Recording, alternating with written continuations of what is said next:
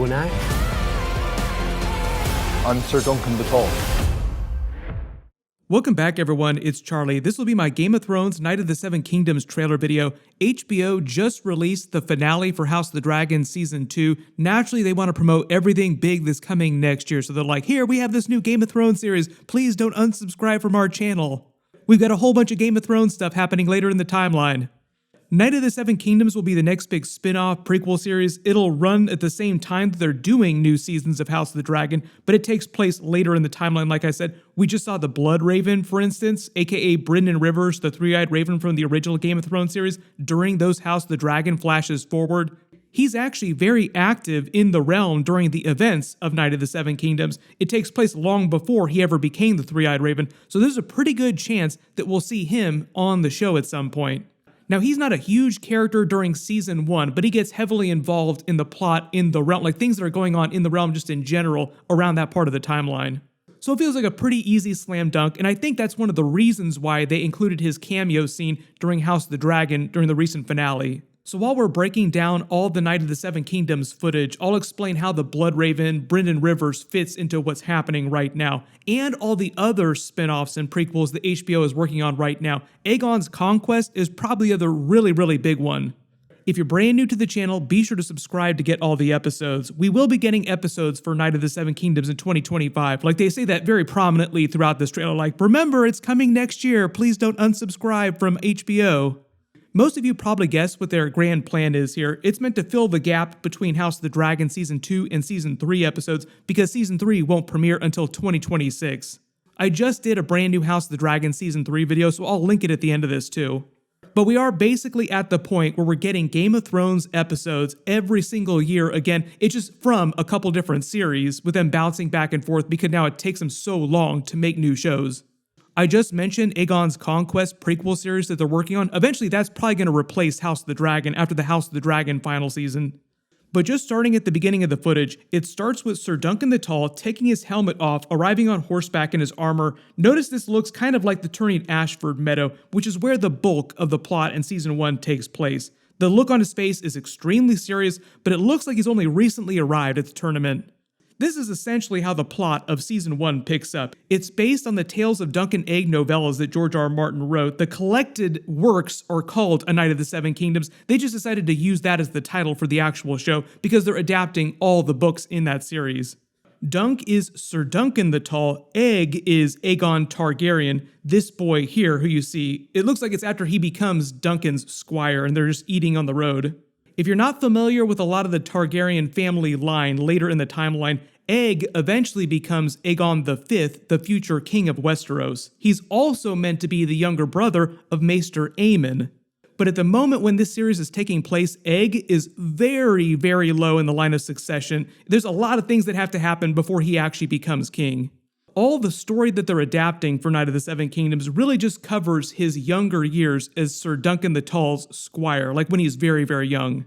Season 1 is meant to adapt the first novella, which is called The Hedge Knight. It's a reference to Sir Duncan the Tall. A hedge knight in the world of Game of Thrones is a wandering knight with no master who just travels around the different realms looking for work with one of the different great lords. Typically in A Song of Ice and Fire, most knights are sworn to one of the great lords of the realm, like hedge knights are just ones that roam around looking for work. Dunk is unique in Game of Thrones in that he was born a commoner in Flea Bottom. The books haven't really revealed who his father is. There's all kinds of theories that he could be a highborn person, but they're never really sure. But the series is meant to take place right after the events of the first Blackfire Rebellion. And what they're doing is they're giving you more of the perspective of the small folk through Sir Duncan the Tall's character. House of the Dragon right now is mostly taking the perspective of the highborn people really close to the line of succession in the Iron Throne, like the upper levels of the Targaryen family. We're in the middle of the Dance of the Dragons, like the middle of this civil war within the family. The Blackfire Rebellion is a similar type of event with a battle for the succession within the family. But Night of the Seven Kingdoms really shows you the recovery of the realm after a major civil war like that in a way that we're not going to see during Dance of the Dragons, during House of the Dragon TV show. So about 65 years after the current events on House of the Dragon, you get the Blackfire Rebellion. That ends. Sir Arlen of Pennytree's former squire dies around that time, and he replaces him with Duncan from Flea Bottom.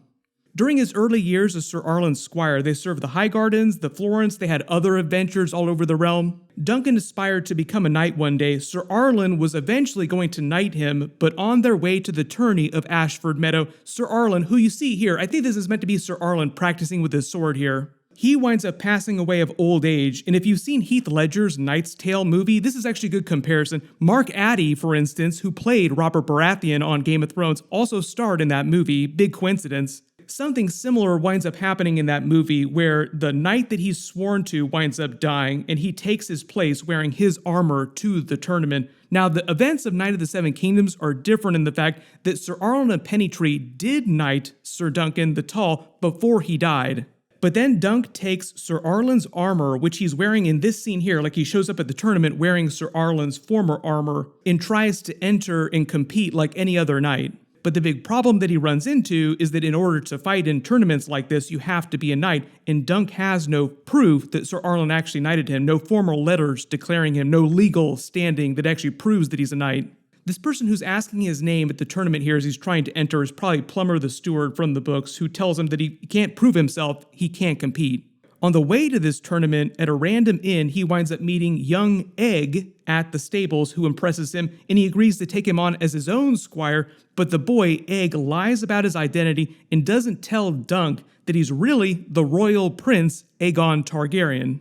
At this tournament, Dunk is eventually able to compete after Egg's uncle, Baelor Targaryen, vouches for him. Now, Baelor and Egg's father, Maegor Targaryen, are the sons of the current reigning king, Daeron II. Baelor was his oldest son, the crown prince, and his current hand at the time. So he was a very powerful person, and he was a very good person, so he was happy to help Dunk. Like, I'll vouch for you, you can join the tournament, don't worry about it. This next trailer scene is actually from much later during the season, I think. This might be Dunk fighting Aerion Brightflame during the Trial by 7. Trial by 7 is kind of like Trial by Combat, but both sides get 7 members to fight with them, so it's way more epic. It's meant to be one of the defining moments early in Dunk's life as a knight. Aerion Brightflame is a major antagonist of Season 1. He's one of Egg's older brothers. He had 3 older brothers. Like I said, other big connection to the original Game of Thrones show between this. Egg's next oldest brother was Maester Aemond. Aemond actually referenced Egg on his deathbed during that original series. Egg, Mother's looking for you. Egg, I dreamed that I was old. That was him remembering them playing as children. Maester Aemond told some of his backstory to Jon Snow during Season 1 and the circumstances of how he came to the Night's Watch in the first place and took the Black. It's fairly tragic, as you would expect. It's the world of Game of Thrones. Of course, it's going to be a tragic backstory. Essentially, there was a series of unfortunate events in the line of succession, as tend to happen with the Iron Throne, the Targaryens, at pretty much any point in history. Maester Aemond eventually became the next in line to become king and sit the Iron Throne, but he didn't want a repeat of the events of the Blackfyre Rebellion with another battle in the family over the succession, because they'd literally just gone through that just a couple years earlier. So he abdicated his position, taking the Black, and thus the Iron Throne passed to Egg. But that didn't happen till much, much later in his life. None of that stuff happens during what they cover on Knight of the Seven Kingdoms. That'll just be Egg during his childhood years squiring for Sir Duncan the Tall and the adventures that they have across Westeros. But the idea with Season 1 is that pretty much the entire season just takes place around this one tourney of Ashford Meadow and tells the story of how Dunk became a knight, then met Egg, and their relationship as friends started, and how Dunk became his official protector when he learned his true identity. Like, wait a minute, you're one of the princes. And their continuing adventures during this part of their lives. There are a couple other really big characters that we see in Season 1. Maegor, Egg's father, he's still a prince when this is all happening because Daeron II, his father, is still king, and Maegor is behind an older brother, Aerys I, in the line of succession. So when Season 1 picks up, there are many people within the line of succession. That's why Egg is so far down and nobody expects him to ever be king. Speaking of Aerys, most people remember Aerys II. That was the Mad King, though, much later in the timeline. Maegor's older brother, Aerys I, became the next king after Daeron II died, but because he had no heirs, the throne passed to Maegor, and that's how Egg came much closer to the Iron Throne. Once you get within the stone's throw of the Iron Throne, you get that close in the line of succession, your life becomes a really, really big deal. But all this is a good example of how you have all these different people in the line of succession, but someone way lower in the line winds up jumping up to the top because of a series of unfortunate events with a lot of the people you're related to that are much closer to the Iron Throne. Tanzelle is probably one of the other biggest characters they're introducing. Her nickname is Tanzelle Too Tall. As you probably imagine, she's extremely tall, like Sir Duncan the Tall. She winds up becoming Dunk's love interest. She's rumored to eventually become his wife, but a lot of the story doesn't really cover that part of their lifetime.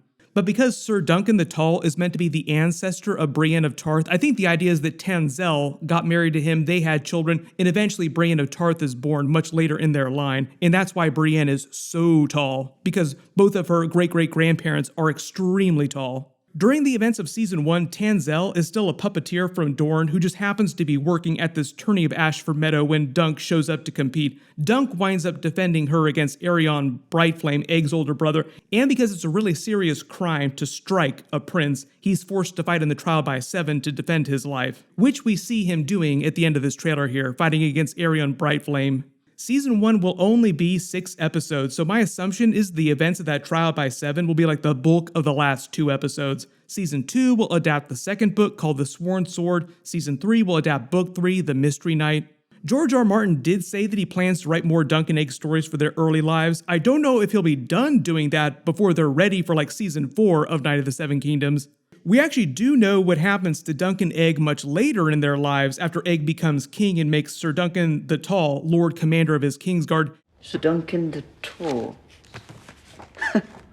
4 pages for Sir Duncan.